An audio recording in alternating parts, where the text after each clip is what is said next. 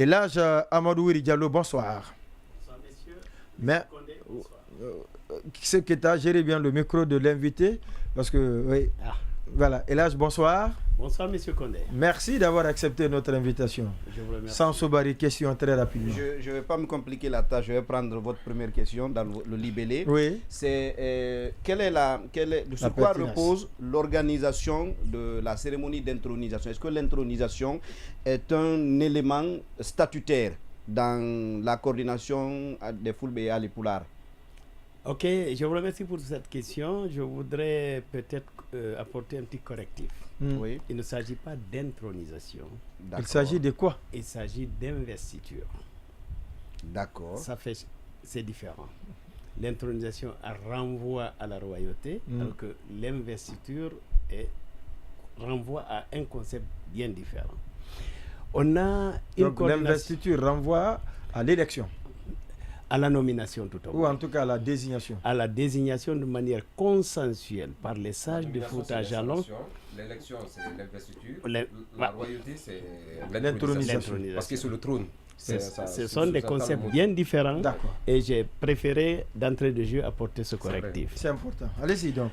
Alors, la coordination nationale des Fulbe Halpulaar de Guinée est une organisation apolitique qui rassemble en son sein des émanations des ressortissants d'une communauté.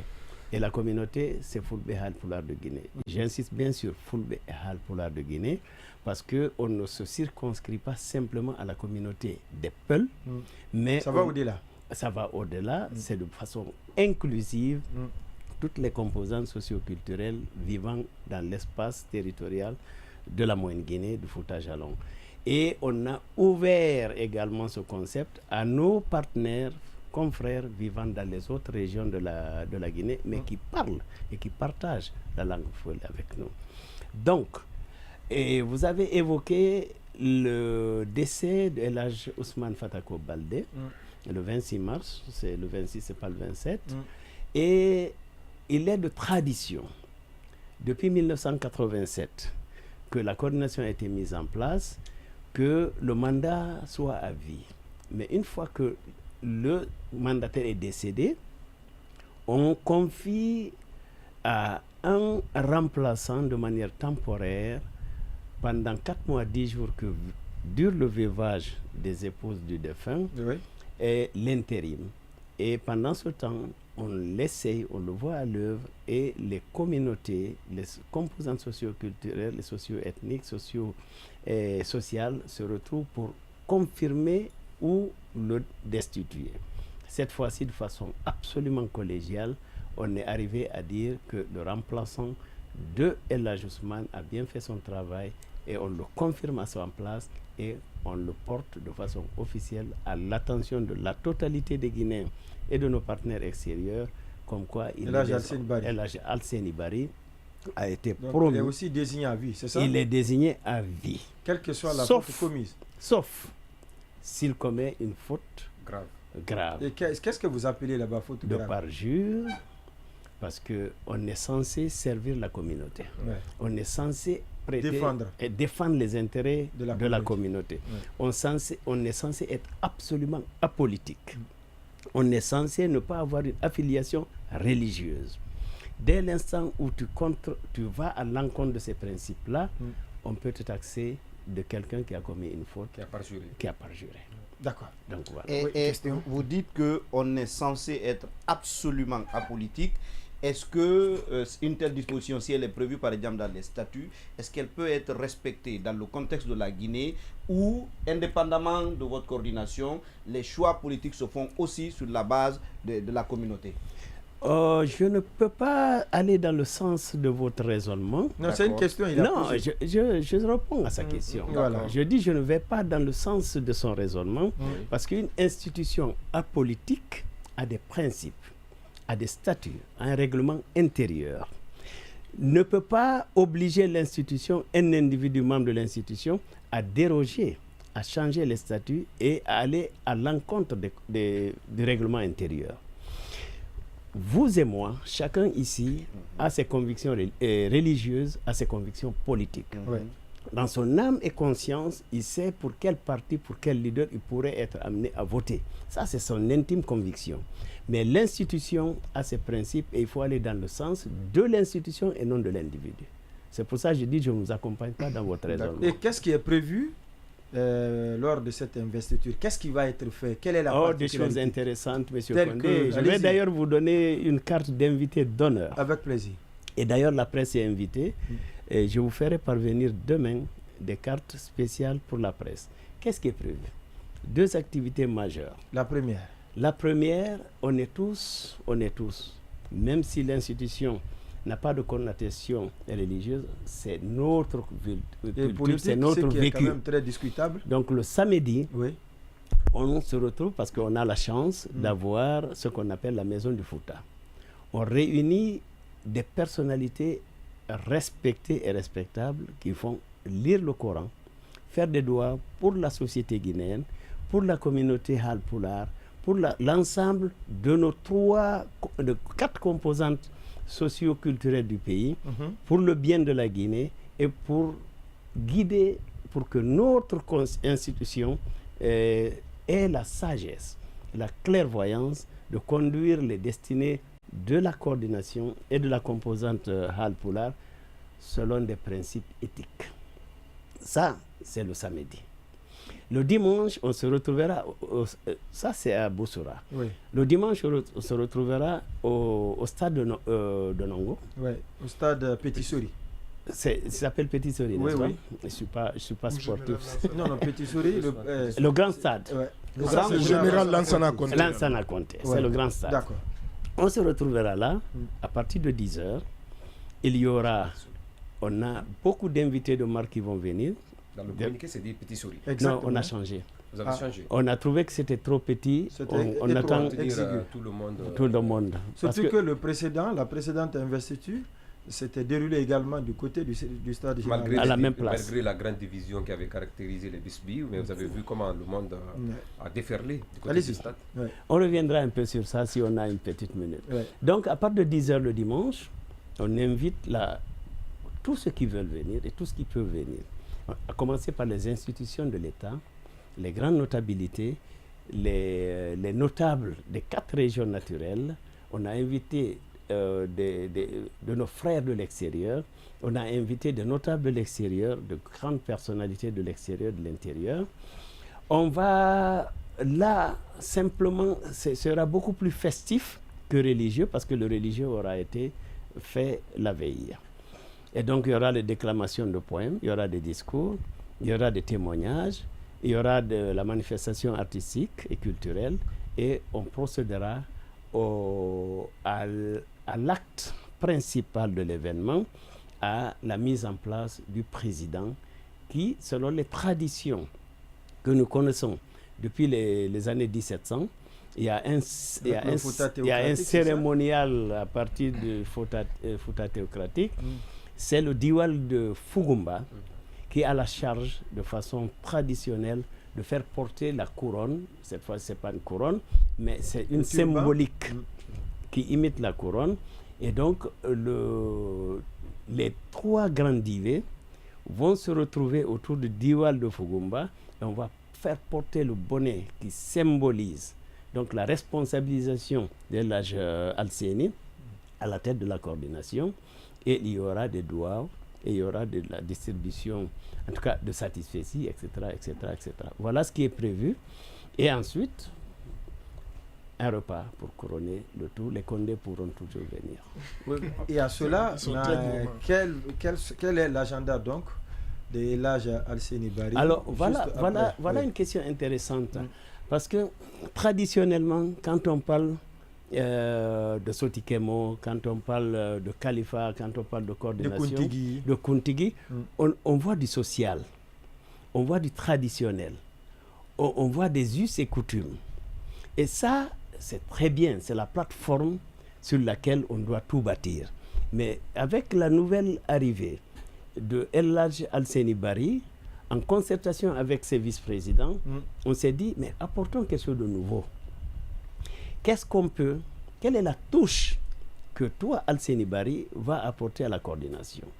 On a dit, écoutez, nos régions sont sujettes à un certain nombre de contraintes économiques et de contraintes sociales.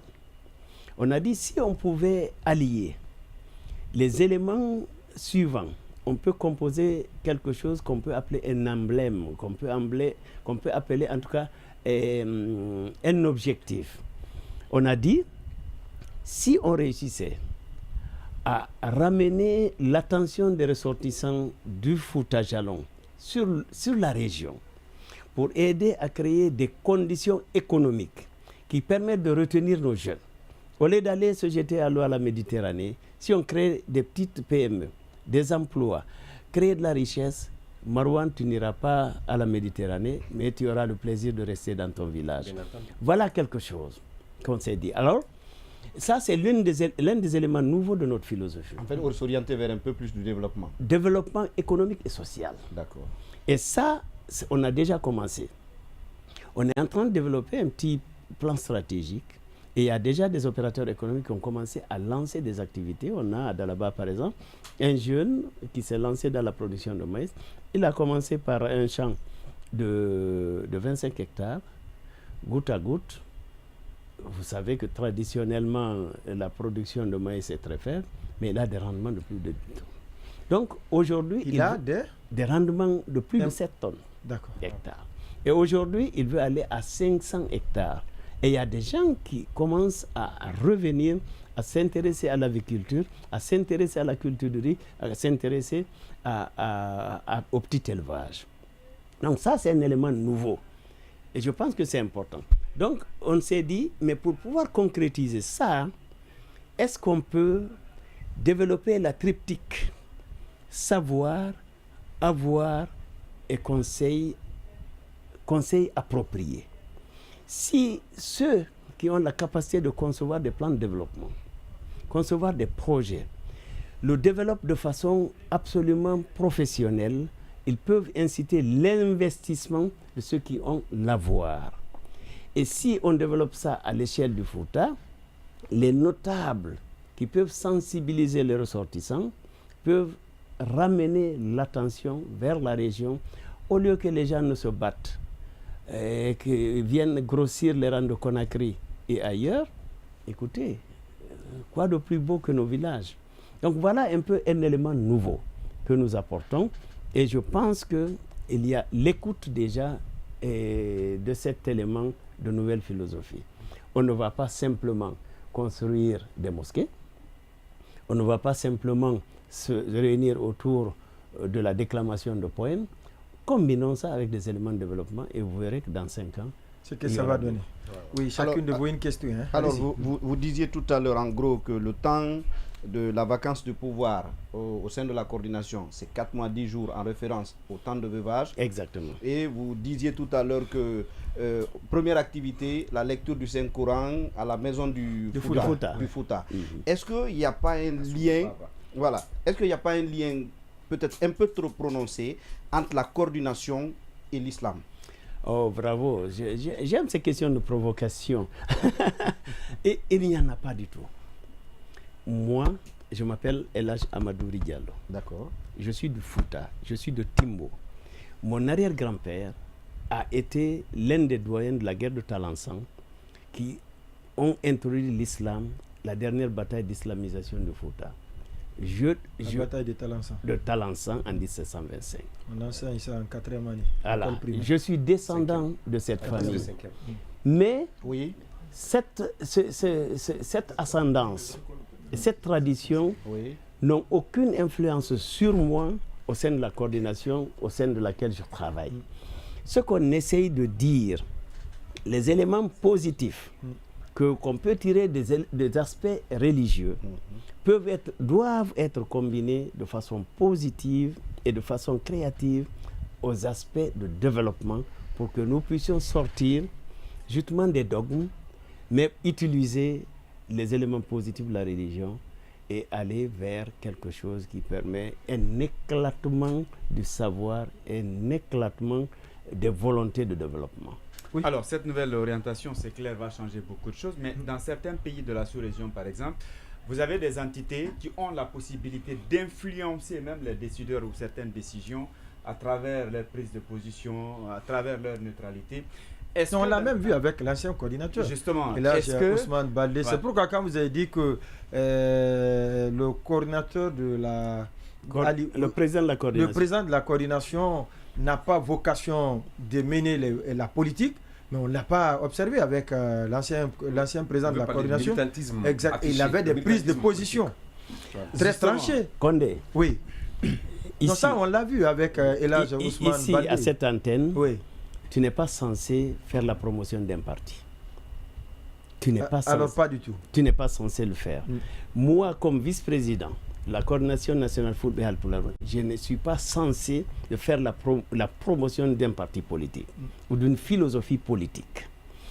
Mais je peux avoir mes convictions d'individu et avoir... Sauf que c'est loin de vous interrompre.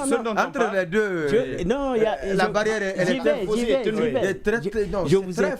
compris. Il est arrivé des fois qu'il y ait même des communiqués officiels sur certaines problématiques politiques.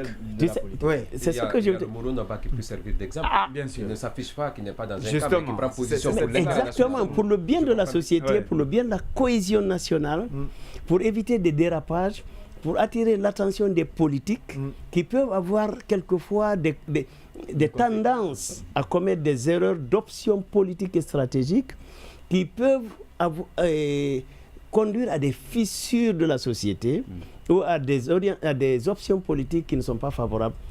Pourquoi ne pas le prononcer? Et moi, je pense qu'on ne peut pas interdire à quelqu'un d'avoir sa conviction à lui. On peut lui dire, fais attention, ta position doit être déconnectée de tes convictions personnelles. Et donc, si tu dois faire des déclarations publiques, fais attention à ce que tu dis. Fais attention à comment tu le dis. Fais attention au moment où tu dois le dire. À la limite, il faut souvent te référer. Et il faut te gérer. Les émotions doivent être gérées. Mais la conviction doit être là. Mais elle doit être gérée de manière à ce que tu conseilles les politiques et tu conseilles les opérateurs. Oui. Il arrive souvent que, c'est-à-dire ces présidents soient des grands opérateurs économiques qui parfois, avec les politiques, reçoivent des pressions qui peuvent les amener à prendre position ou tout au moins qui peuvent avoir des contacts directs avec certaines formations politiques qui les amènent évidemment à prendre d'autres positions. Est-ce qu'aujourd'hui, on peut dire, ou vous pouvez nous rassurer dans ce studio que cette fois-ci, cette entité sera non seulement neutre, mais sera purement apolitique? Il m'amène à l'échafaud, c'est ça? Et là, j'ai Amadou Wiri Diallo. Non, écoute. Allez-y. Me rassurer, c'est trop me demander. Mais vous dire que la conviction est là, les règles et procédures sont là, mais le facteur homme est un facteur homme. Autrement, l'émotion. Il arrive des moments où tu fais difficilement la différence entre toi, Marouane, et toi, journaliste. La question est très difficile à trancher. Ce que je puis vous dire, c'est que nous travaillons à ce que nous ne soyons pas taxés, ni de droite, ni de gauche, ni du centre, qu'on soit taxé comme une entité qui sauvegarde la cohésion nationale, les us et coutumes, le vivre ensemble et qui permet à l'État de savoir qu'il y a une entité sociale qui existe, qui peut servir de conseil, mais qui ne peut pas être instrumentalisée et qui ne pourrait jamais être instrumentalisée. Voilà ce que je veux dire. Et ces coordinations sont souvent aussi reprochées de lobbyisme, puisque vous l'avez dit tout à l'heure, une des missions, c'est la protection des fils et filles qui peuvent ou qui parlent la même langue.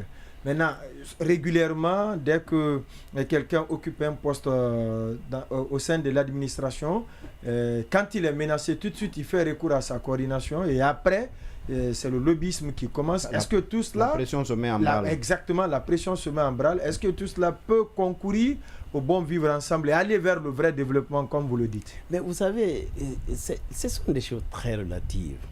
Ah bon? Non, j'en viens. Toi, père de famille, tu as une ou deux épouses, tu as des enfants, tu es obligé de surveiller le bien, c'est-à-dire de défendre ta famille à toi. D'abord. Oui. Et tu dois faire en sorte pour que ta famille soit en sécurité dans la zone où vous vivez, que vous entreteniez de bons rapports avec le voisinage. Et c'est la même chose que nous faisons au niveau de la coordination. En interne, on se conseille. Non, ça, je parle de manière globale, toutes les coordinations. Non, j'en viens. Je dis, nous, notre philosophie, c'est de dire, assainissons les relations intracommunautaires chez nous et développons un vivre ensemble intercommunautaire de manière à ce que travailler pour la nation soit quelque chose de vrai. C'est ce que nous faisons. Maintenant qu'il y ait des pressions, ça peut se faire, c'est quotidien, mais ne se combat pas. Oui, mais est-ce que pour certainement être à l'abri des soupçons et autres, parce qu'on l'a vu avec l'épouse de Saint-Lois, il faut avoir le courage de nommer les choses. On a le regret de constater qu'un doyen de toute une communauté puisse avoir sa femme dans un système. Et est-ce qu'il pouvait faire valoir ses aspirations ou les causes pour lesquelles il a été porté au devant de la communauté à partir du moment où il avait sa femme dans le gouvernement, parce qu'au dernier moment de son vivant, on a vu que c'était un homme totalement silencieux qui ne disait rien sur tout ce qu'il y avait. Est-ce qu'aujourd'hui il y a eu des précautions qui le même prises cas sous Alpha pour mettre Condé. à l'abri la famille du doyen de la communauté, de la coordination, pour ne pas qu'il soit taxé, éviter des conflits d'intérêts. Marwan. La dernière question. Alors, la dernière question, il faut parce que le Contiguë aussi avait son neveu qui est ministre de l'énergie. Alors, le coordinateur, c'est pour te dire que sa femme là-bas. C'est pour te dire que si on se met à citer tous les notables qui ont des enfants, des femmes, des frères, des cousins dans le système gouvernemental, la liste sera longue. Le nom du nouveau coordinateur pourra même... S'attarder sur le cas de El Hadji Ousmane Baldé n'est pas rendre justice à la justice. Et ça, je ne vous accompagnerai pas dans ce... Non, j'ai parlé du Contiguë aussi. Non, qui a son... moi je dis la liste serait longue. Voilà. La tante de non, tel. C'est les deux. Non, ce sont les deux. C'est tout le monde. Ne soyez pas... Oh, il y en a. Non. Oh, il y en a. Oh, il y en a. La coordination prend position carrément. Alors, ces coordinations, on en parle souvent. Elles sont aussi quelquefois taxées d'être des instances de recyclage de cadres ayant quitté l'administration à la retraite et qui se servent de ça comme outil pour exister par le biais, comme il le dit, du lobbying notamment. Oui, ça c'est voilà une bonne question qui est... Moi, je m'appelle Amadou Diallo. J'ai travaillé 22 ans pour le gouvernement de la Guinée. J'ai travaillé pour la Banque mondiale, j'ai travaillé pour la FAO à Rome, j'ai travaillé dans 22 pays de l'Afrique centrale et occidentale. Je suis consultant du FIDA. Je me suis recyclé à la coordination. Quand je terminais, j'ai dit j'arrête tout, je donne mon expérience, le reste d'énergie, le peu que je sais faire à la coordination. C'est un recyclage positif. Assumé. Assumé et positif. Et vous gardez le micro. Tout à fait. Assumé et positif. Ce que je ne peux pas accepter, que dans nos conforts personnels, parce que j'ai une retraite des Nations Unies, j'ai une belle maison, une belle voiture, je me dis... Moi, ça ne m'intéresse. Non, je m'investis. Ça, j'inviterai tout un chacun qui termine son travail de se ressourcer, de se recycler et d'appuyer nos systèmes communautaires pour que nous puissions amener une autre façon de penser et une façon de développer le vivre ensemble et la nation de ce pays-là.